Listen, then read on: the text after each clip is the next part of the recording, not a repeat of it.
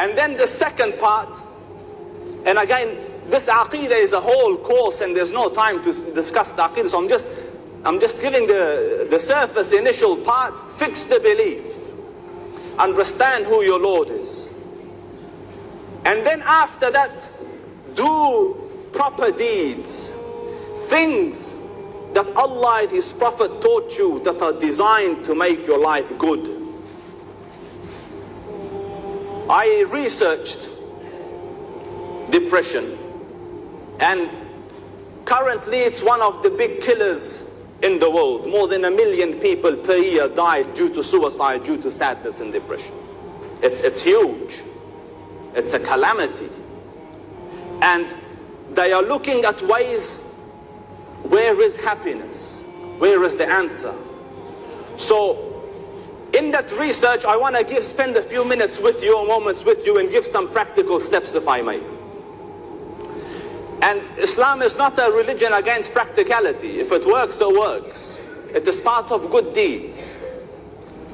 So they researched, because in civilized places, amidst advanced civilizations, it is an epidemic. They came across a group of people in Papua New Guinea, the Kaluli. And if I've said the name wrong, just imagine it's something else, but khalas, it's the Kaluli.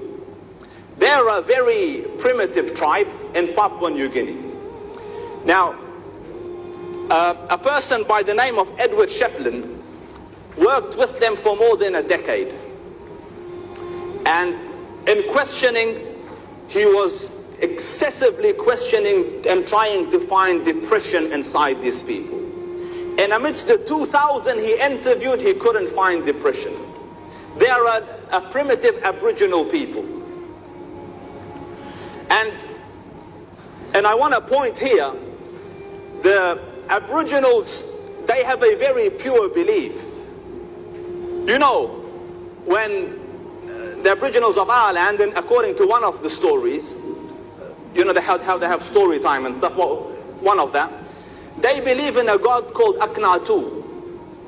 Aknatu means a being without a rectum. So they thought that our God is one that doesn't have a rectum, as in doesn't have a rectum. And I thought I could do better, but then I realized I can't. A being without a rectum. So the psyche was, if he doesn't have a rectum, he doesn't go to the toilet. So if he doesn't go to the toilet, he is clean and he is God.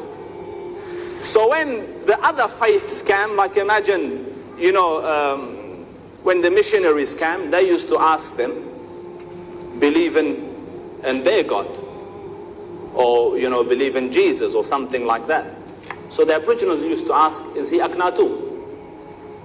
Is he without a rectum?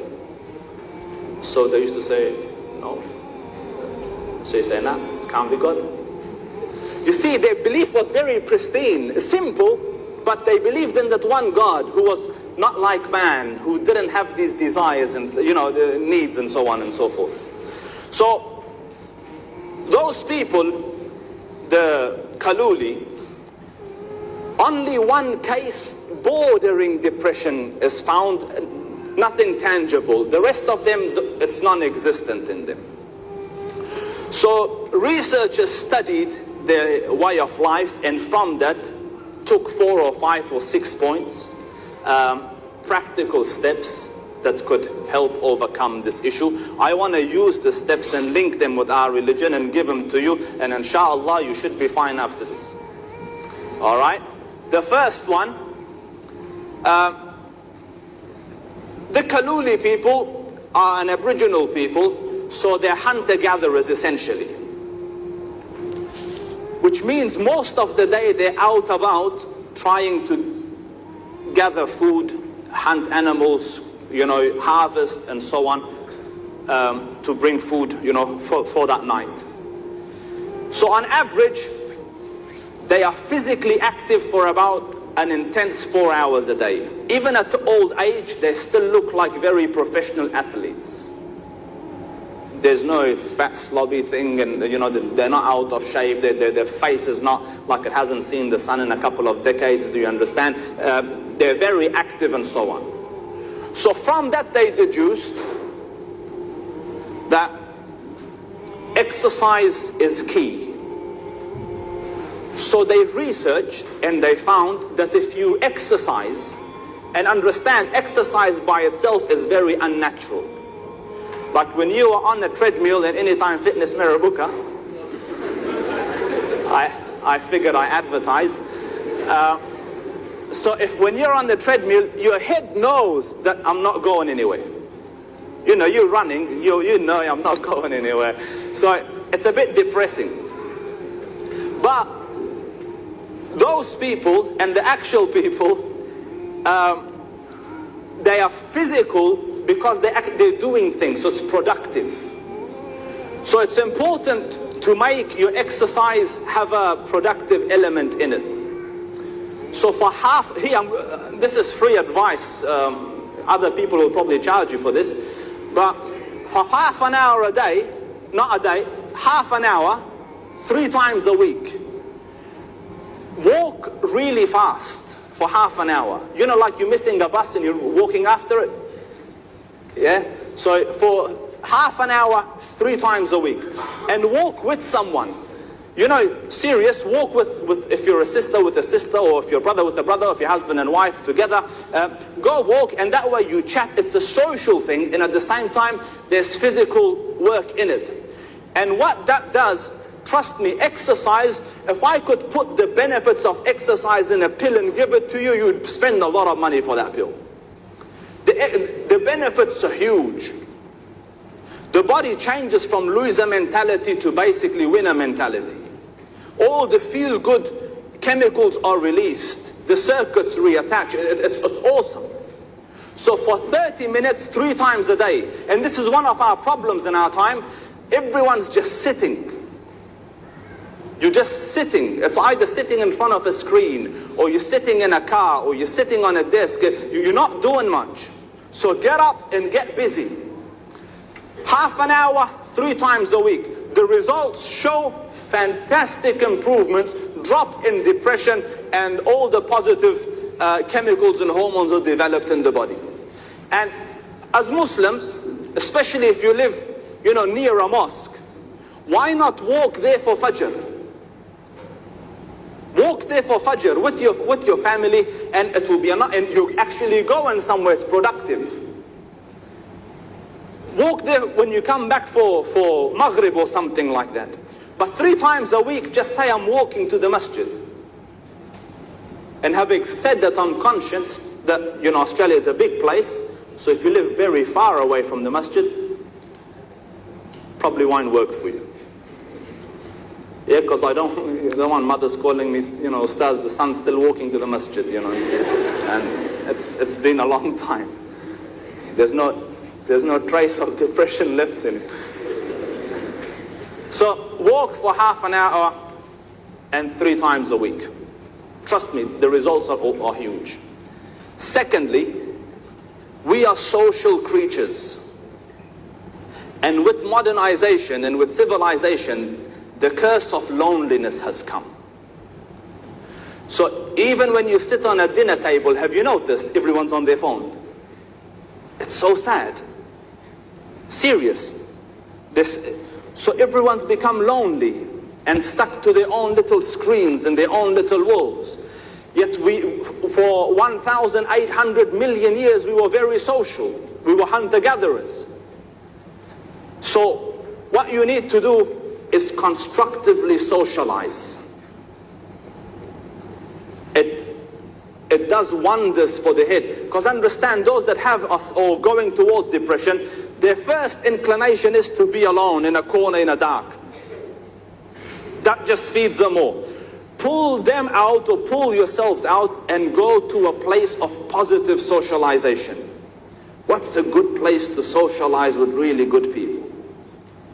The house of Allah, the masjid. Wallah, as soon as you enter it, you're filled with peace and serenity. And the people who come there are really good people. They are not there to, whinge and whine and backstab you and take something from you and so on. They've come for Allah. You've come for Allah. Sit and talk and socialize and have a little, a drink or something like this. Friendships will develop. And this is one of the gifts of salah, that we do it 5 times a day. And that's why I say the religion was designed for success. In a busy world, the Muslim takes 5 times a day break, go to a masjid, go somewhere, pray, socialize, meet, interact, and then come back.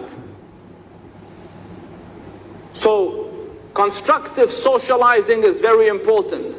And for those that are blessed with parents and family, what a joy. Subhanallah, I called Sheikh Yusuf Parker one day and he didn't answer my phone. I'm just saying this public so that next time he answers his phone.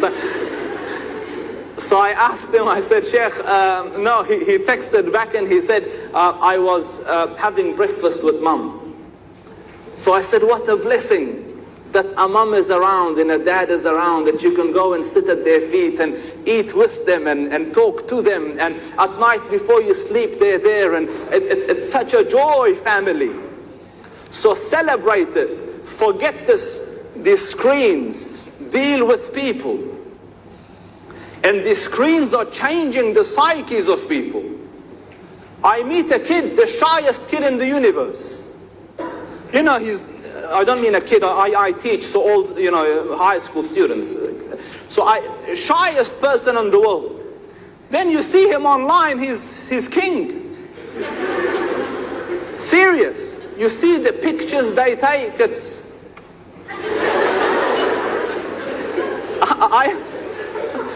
Wallah, I saw one. Because just so you understand the psyche of people, this kid is taking a picture, and I hope he's not here tonight. He's sitting like, that I don't care look, have you, like that. And there's 2 girls around on here.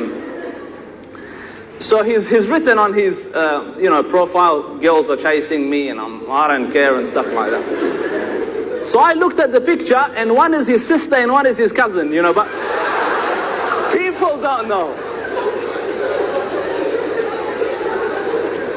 So, you see the normal, it's not, no, he doesn't have a problem, he's fine, it's just, he thinks people don't know, so I can get away with this. I'm hot, I'm the new thing. But it's changing the psychology of people. So now they're becoming really good online, really sad face to face, no social skills, no salam alaikum. So in front of these screens, we have been, we've lost the skills that we once had. And that's why we're moving more and more away from humankind and into our own little worlds that we can control. I don't like this click, so let me click on another one. I don't like this movie, let me click on another one. And then when you come out to the real world, it doesn't work like that. You don't like him, you have to live with him, so you go, now I'll go back to my little hole. So therefore, socialize face to face. Pull yourselves out of this trap. So I've given you 3 so far. First is correct belief. Second is exercise. Third is socialize. Fourth, eat proper, eat well. Now, let me go through this. My brother's smiling like eat well.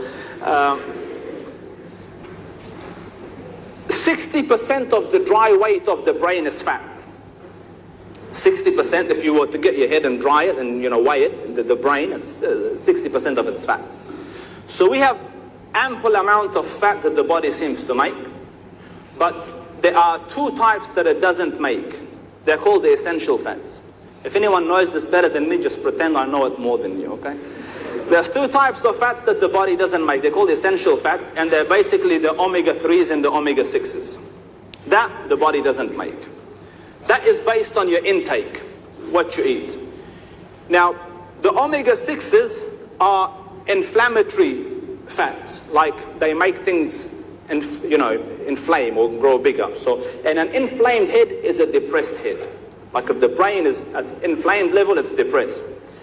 And the omega-3s are anti-inflammatory, like they shrink it.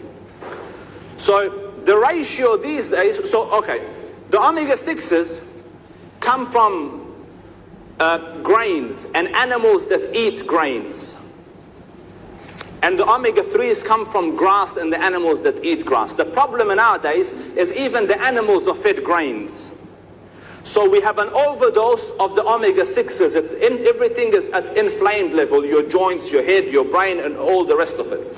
The ratio should be 1:1, so there should be 1 omega-3 for 1 omega-6. So since it's not there, since we have way more omega-6s, it's time that you take supplements for omega-3. And the active ingredient in that is EPA, and what you need in EPA, listen to me carefully, I'm illegally medicating. If you want, that should get me out legally, yeah, if I said if you want. If you want, take 1,000 milligrams per day of the EPA active ingredient in omega-3. And they've seen amazing results with it. All the joints come back to normal, the dryness of the eyes go, the head feels better and happier, and so on and so forth. So take these 4 things from me and follow it rigorously, meticulously, like religiously, keep doing it, and inshallah, and correct the belief in the aqidah, and I'll give you one solution directly from the Quran.